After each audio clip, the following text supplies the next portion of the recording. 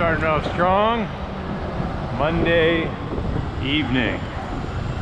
Heading up to Harlem. We're at 28th and 8th Avenue in the protected bike lane here. And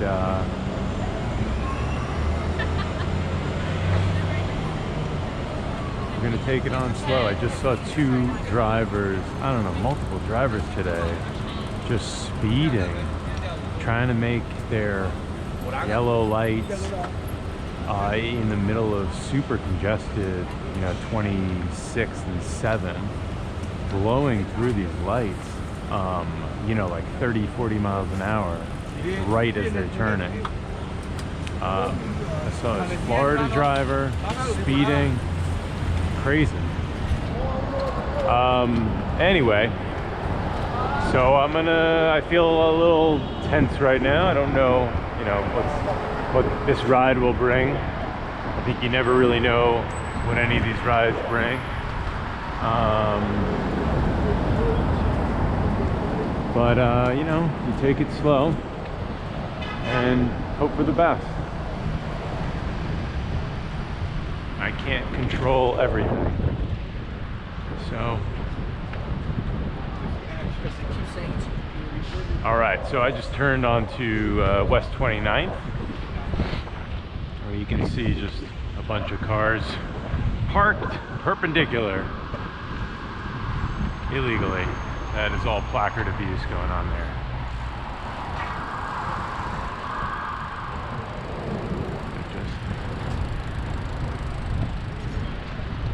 Head on up here.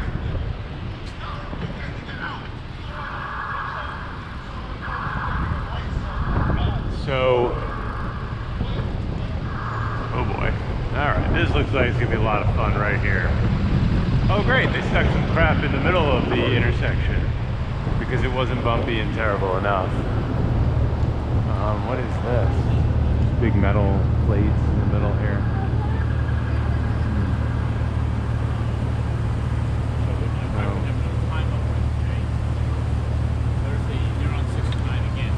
Alright, I guess I'll go to the left and bump over this stupid thing. Hope that postal service truck doesn't kill you. Look at how fast they just pull out. You got people walking here and postal service trucks just going slow. Is this guy gonna kill me or is he gonna slow down? I don't know, but if that guy kills me, he is just barreling right behind me. So if I fall or do anything, he's giving me zero room. Now you might say, oh, that's my fault for taking a risk. I'm on a protected bike lane, by the way. This is what the New York City DOT bike map delineates as a protected bike lane. And so I gotta deal with people like that riding my behind inches from me, knowing that I'm on a bike and riding potentially the worst possible street. It's bouncy, it's all this, or it's not bouncy, it's just potholed up. So any kind of imperfection or groove or whatever can take out your bike, right? And then you've got a truck just riding right behind you. That is what causes people to ride on the sidewalk. Like, that is exactly what it is. You might say, oh, well, maybe you shouldn't take that path or whatever. If you're on Google, that is the path that Google will take. Okay, if you check the New York City DOT bike map, this is the path. This is the best possible path to take. You might say, all right, well, then you shouldn't bike. You shouldn't bike if you're feeling unsafe. Excuse me. Cool, thank you. LCB 2386 from Pennsylvania, cutting in front of me so he can make a red light. That is a typical situation. By the way, I'm not even going that fast. It's not like I'm like racing through things and being really aggressive. I'm just not. Like this person over here. All right, let's try to lighten the mood a little bit.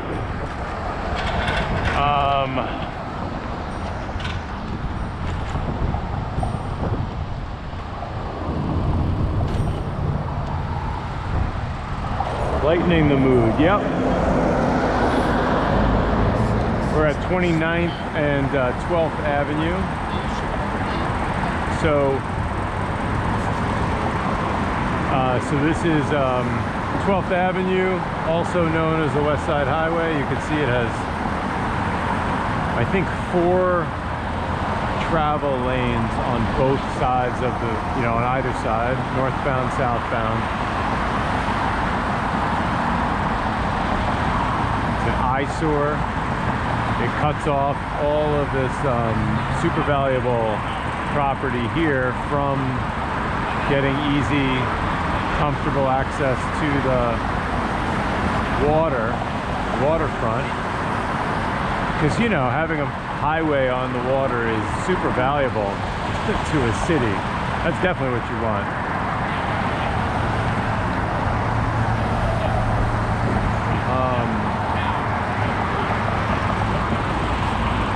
So we're waiting here.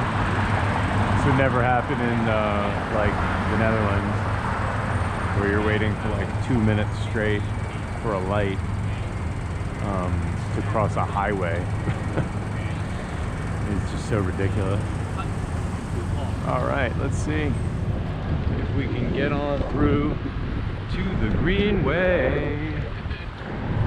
Oh wow, there's a little kid on his little scooter here doing his thing. You gonna slow down? You gonna let me merge? Awesome, thank you.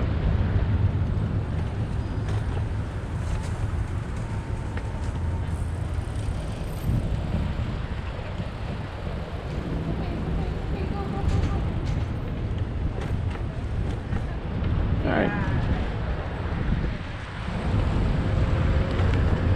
Man, a lot of scooters.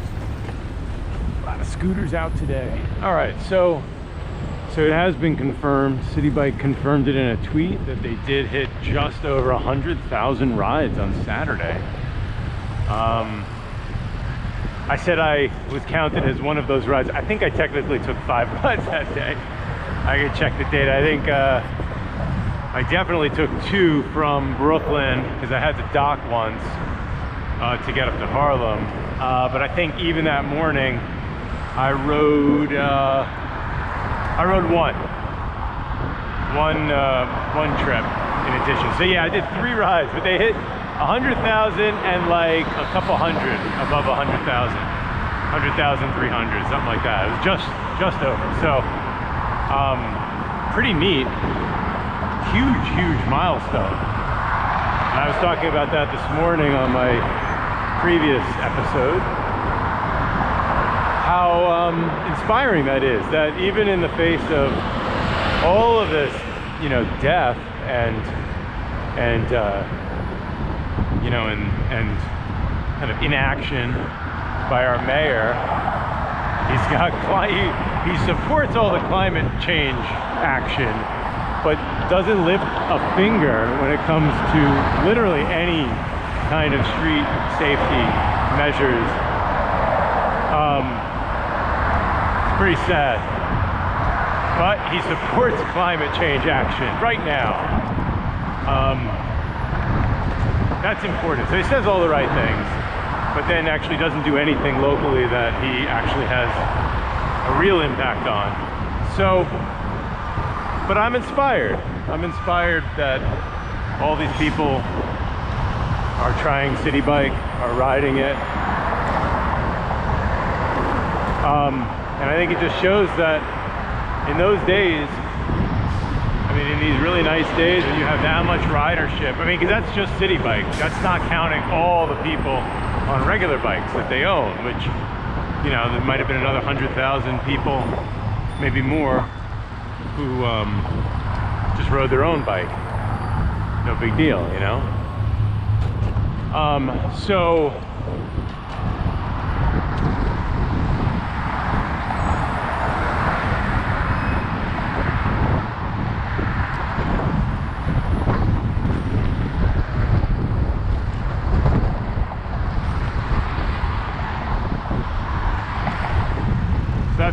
I read a great article today by in the Intercept.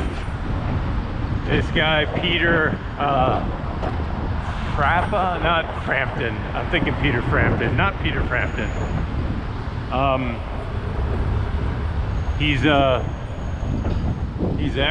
a war journalist, and he says that going out on a bike in New York City, you engage a lot of the same sort of reflexes and thinking and battle sort of thinking that you have when you're on the battlefield as a journalist.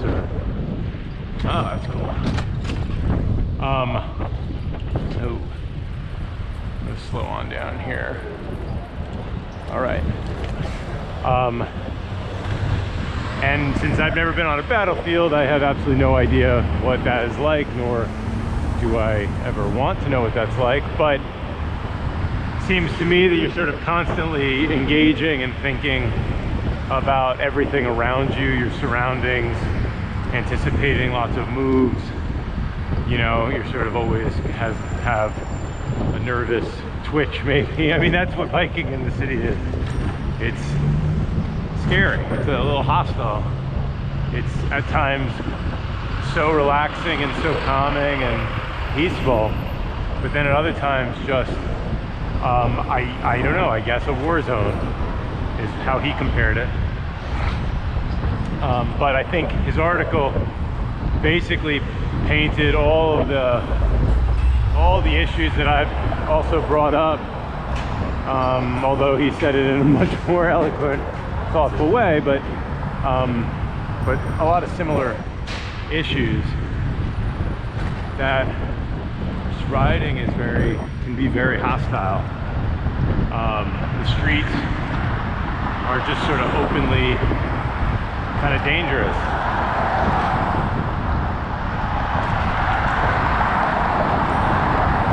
He does point out things like, look, you got all these people just driving, parking, stopping in bike lanes all the time.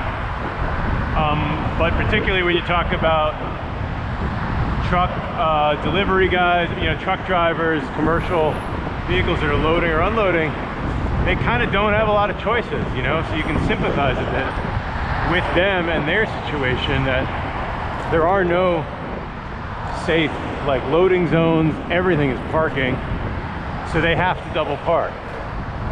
And I've sort of talked about that a little bit, that imagine if for one day all UPS drivers or Fresh Direct drivers all followed the rule exactly and didn't break the rules, the laws.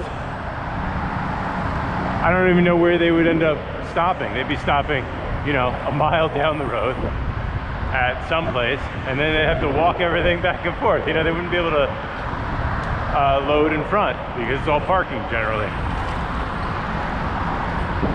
And it's this insistence on, like, the status quo that I think is the part that makes it all so hostile. Oh, these guys are moving fast.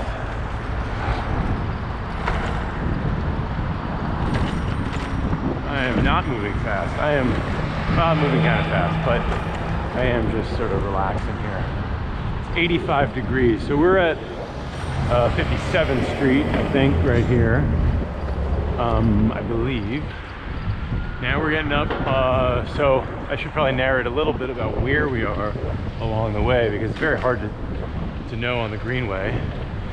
So we're going under the Henry Hudson Parkway, this highway. On the right you see some shitty fencing and some, on the left you just see some beautiful park, trees, water. So yeah, no, here on the right you see one Riverside Park, I guess. I actually don't know what the addresses are, but these are all Trump towers here.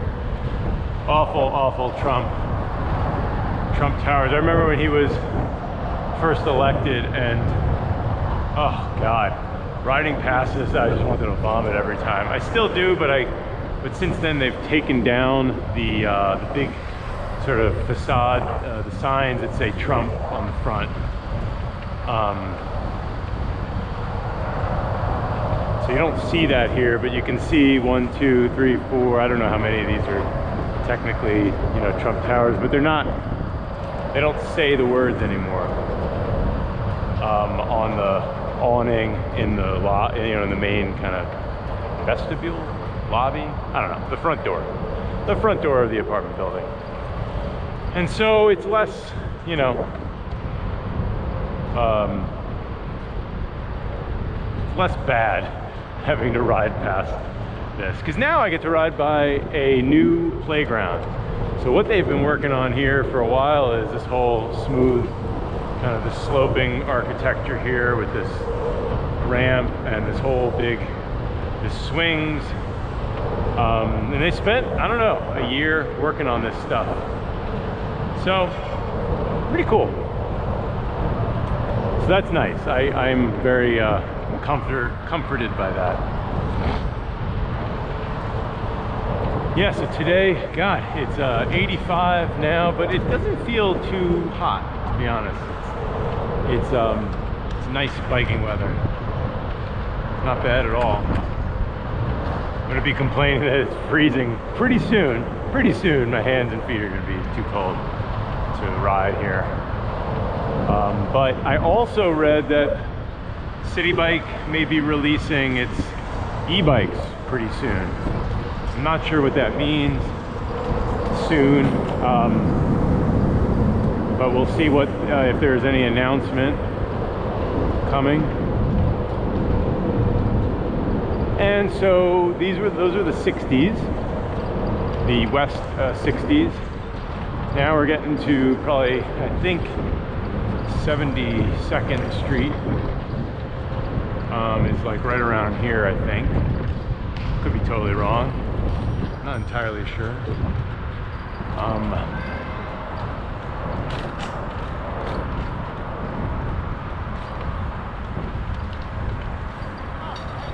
All right, so let's get over here, see what's going on up here. That is not the path. This is the path.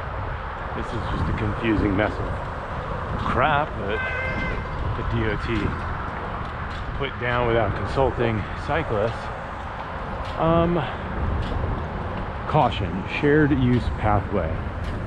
It's a pretty crappy sign. I mean, it's direct, but that doesn't really help anybody. I guess it helps people coming off the stairs. So here you can see it starts to get pretty dark here. Hard to see the actual path. So I don't know how the GoPro is picking up this stuff in this light.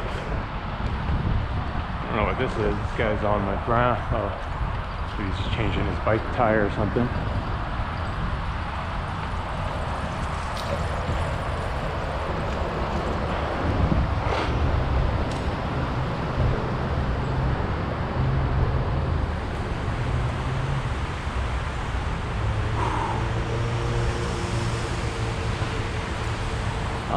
So let's see. Yeah, so this article was really great, very inspiring. I mean, it's just mostly depressing, but here's the thing about, you know, you mentioned bike lanes and bike paths and, you know, all that. This stuff is an inevitability. It really, like, it has to be. It's just a matter of time. Because there's no way that a city can accommodate what it has without eventually optimizing for, you know, the modes that are most efficient. And here is a giant pothole still here. These potholes are still here. This whole stretch here is just a bunch of crap. And here you have zero protection from drivers speeding around this traffic circle and coming off a highway. So that's really great design right there. Not even a bollard, nothing. So I really do believe it's an inevitability, because I mean, look at the status quo. You have awful congestion, you have awful traffic, and you have highways for streets. I mean, most of the New York City are these massive multi-lane avenues that are timed with green waves and optimized for speed, and yet they're still totally congested.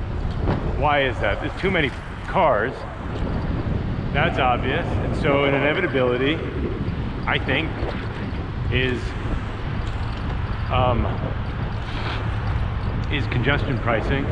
New York City happens to be the first city in America that did it, but there is reason to believe that, like, once this becomes sort of a norm, it will take off. Who knows when? Maybe in 100 years, but I'm saying it's an inevitability. Might be too late with global warming and everything else. I wonder what will happen to these areas, I do think about that a lot. Like, well, maybe not a lot. I don't want to get too depressed, but global warming basically means that it will just get gradually or exponentially hotter over time in ways that are just simply make certain conditions much more likely. Doesn't necessarily mean every weather event can be attributed to 420 parts per million of carbon in the atmosphere versus 310 or whatever. But the intensity of hurricanes increases, all the sea ice, and the Arctic ice caps are melting, and so that has direct impact on sea level rise. But then you also have things like, which I think are really interesting,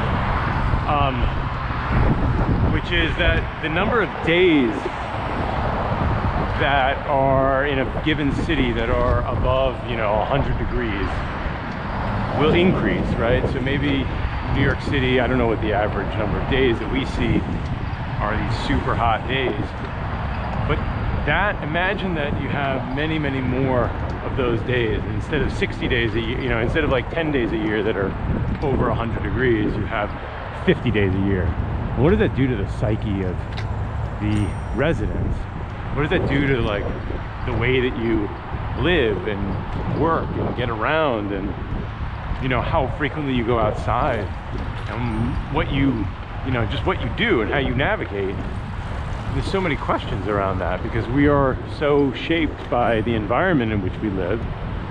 I think that's harder and harder in places that put you in cars and to experience the environment, right? So here I get to kind of be out here, so I'm pretty in tune with at least the weather on a pretty regular basis. But if you're just in a car all day, you get in your car from your driveway, drive to work, your whole experience with nature is as like a tourist, because then you might go and visit something here and there, and then of course you need parking, so it's a trip. So you have to, I am going to the park, I'm going to go drive to a park and then park in the parking lot and then walk amongst the trees or something. I don't know how the suburbs work, but I feel like that's pretty accurate. You want to go to a playground, you can't really walk to the playground in a lot of places. You can't walk anywhere. Half these suburbs don't have sidewalks or anything that even resembles safe streets. You certainly can't bike, not with children. So of course you get in your SUV and you drive, but in a situation where you're experiencing more and more super hot weather, I don't know what that's gonna do. Maybe a pretty tough world to inhabit. Obviously there's a million other issues to consider, and obviously this impacts billions of people, and it's already impacting huge numbers of people in awful ways. But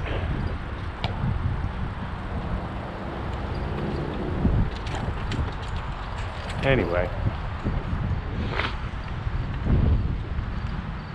you have to be the change you wish to see in the world. All right, this is a terrible lighting situation here. On what they're thinking, not putting any lights under this dark bridge. Way to go, Parks Department.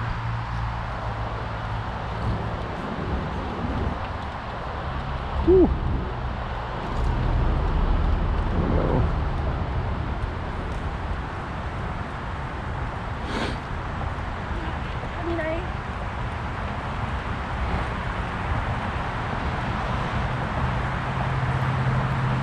It's already dark. It's like 7, maybe 7:15.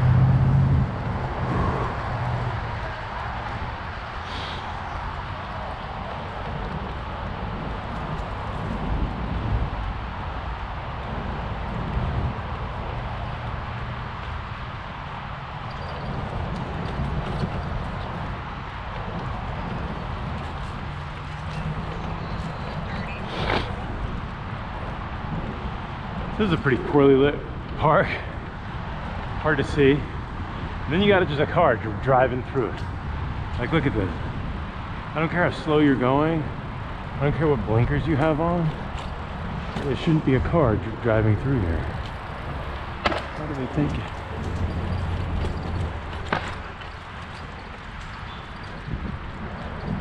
Oh, man. Well, I guess I know what they're thinking. They're thinking we have to pick up our stand, our like work stand. They're hardworking people who are trying to make a living. But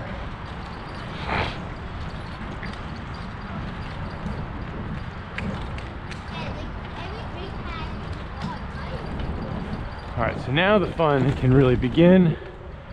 Oh yeah, I didn't give updates along the way. This is 102nd Street. I believe just around 102nd, 104th, something like that. Whew.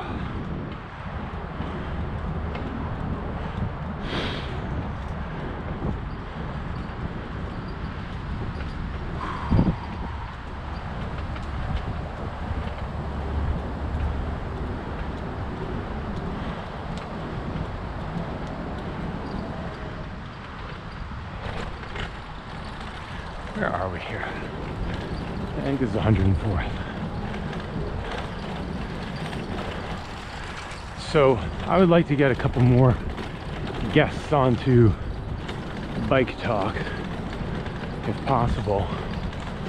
I'm going to drive right on through here.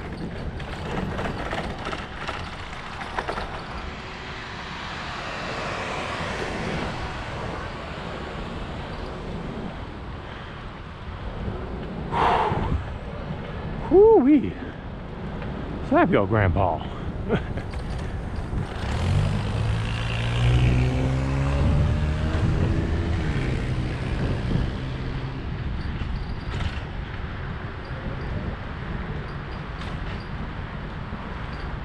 So yesterday at the 93rd, the Y, 92nd Street Y, on it's like a street fair from 93rd or 94th maybe to all the way down to I think 79th. Super crowded. All right, the whole street's blocked off. It's on Lex, and like, I don't get it. These events are like these rare occurrences. They're like once a year events. They attract just huge numbers of people, right? Oh yeah, I timed this wrong. I don't think I can make this light.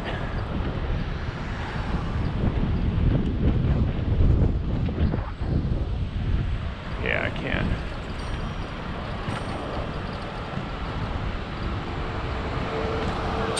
Nope, so I get to wait at this light cycle. So that's fun. So this 92nd Street Y event. Huge, just so many people on Lex, right? Lexington is not a small street. It's not like a little narrow, you know, whatever, with some pop-up stores or something. It's a pretty wide street. There's tents and stuff on both sides. People selling stuff, people, you know, there's food, there's all kinds of stuff. And what I noticed is just, it was 85 degrees, it was pretty hot. So it was a really nice day. I mean, but it was still actually hotter than you might want it to be, but a million people out. I don't know how many people, but definitely thousands and thousands of people. It looked like, I mean, the street was filled. It was like a massive, you know, kind of parade. And you look at something like this and you're like, why is this not, look at all the economic activity going on. Nobody's in cars, nobody's driving. Somehow the city can still operate. Like, people in their cars can get around. And I think the city does damage to these sorts of events when it's counterintuitive. They probably think, oh, this is really, you know, like really bad for the traffic or whatever, so we can't have this very long and we can't do it too frequently. But that's exactly the problem, because drivers simply don't expect any of this kind of stuff to ever happen. And so, of course, you know, they're all going out and they're all like surprised by it, right? Because these things don't happen regularly. They happen kind of randomly, and you're like, what? I just drove in the city, or I'm just driving around, and all of a sudden you come across a street fair where everything is shut down. And I would submit that if you did these on a recurring basis, like every month, every weekend, like a lot of European cities do, just really common things, like you're like, all right, this is just the farmer's market, except the farmer's market is, you know, 6 blocks of Lexington. That's the farmer's market. Or it's not even a market, it just shuts down. It's called Play Streets, and every weekend it's open to humans, not cars. And if you did that with some regularity, these nincompoop drivers would figure that out, right? Here we've got one guy on the bike lane, and so that's my belief. I think if you did these things regularly, you'd actually increase, you'd make traffic more efficient, because drivers would anticipate this stuff a little bit better, because they're like, oh yeah, that's right, it's Sunday, isn't it? On Sundays, these streets are blocked off. Or, oh, it's this week, or whatever. Every Monday, it's like this. Somehow they figure that out for alternate side parking. Alternate side parking, everybody figures out, because there's a ticket involved, because you might get charged some money. Take away the money,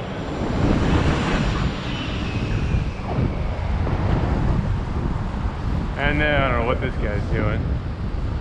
He's just driving in the bike lane. Thank you.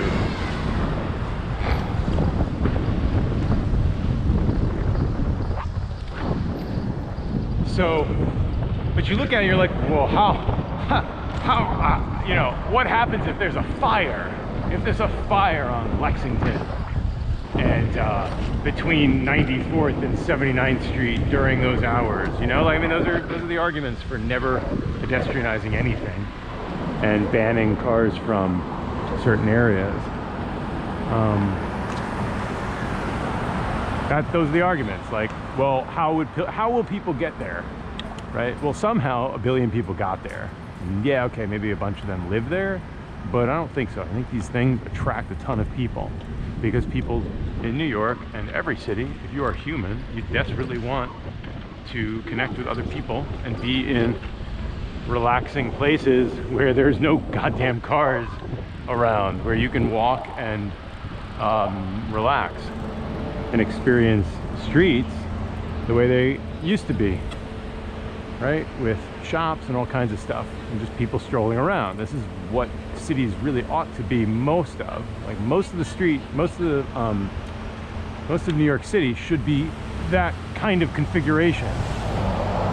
Not places for T727, 740C to speed through rapidly right?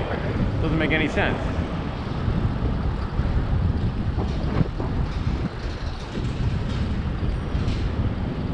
So that is very confusing to me.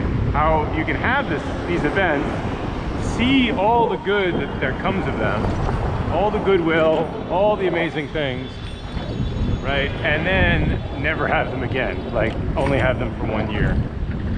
You know, that sort of thing. I have to go through this. This is dangerous.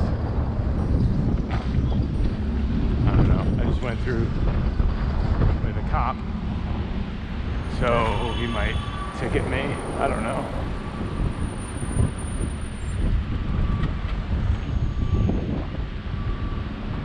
No, he was just trying to get through the intersection. So that's fun. I love it when cops just like don't talk. They just talk with their boop boop boop boop, and then they don't get out of their car to say anything, but they use the speaker, the like intercom, which is like literally the most alarming, scariest thing to hear. They could just be like, "Hey, how's it going? You know, you're looking great today. I hope you have a wonderful day." But it comes out like RoboCop. Which is absolutely terrifying. Like, "Excuse me, sir. I must have to say it, talking to myself here, but it's what it takes to deliver these fine, delicious episodes of Bike Talk. This guy is on the bike lane.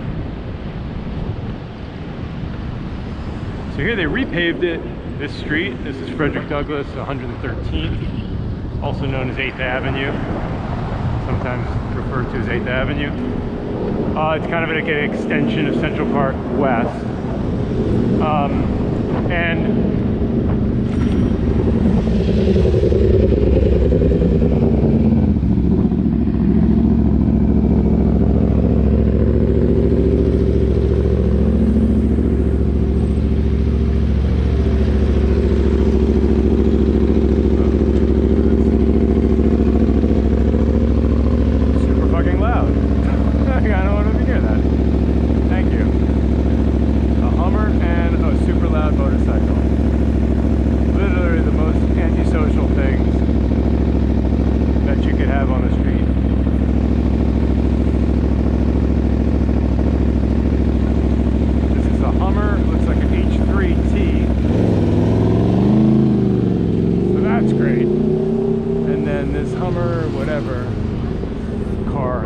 Never be allowed in New York City streets. But under de Blasio, everything's allowed.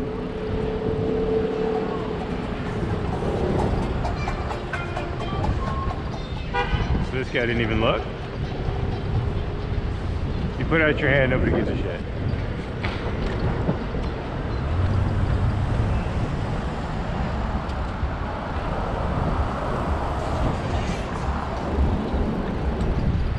These are like why painted bike lanes are the absolute worst. So here I am. Thank you for watching. Tune in next time on biketalk.nyc.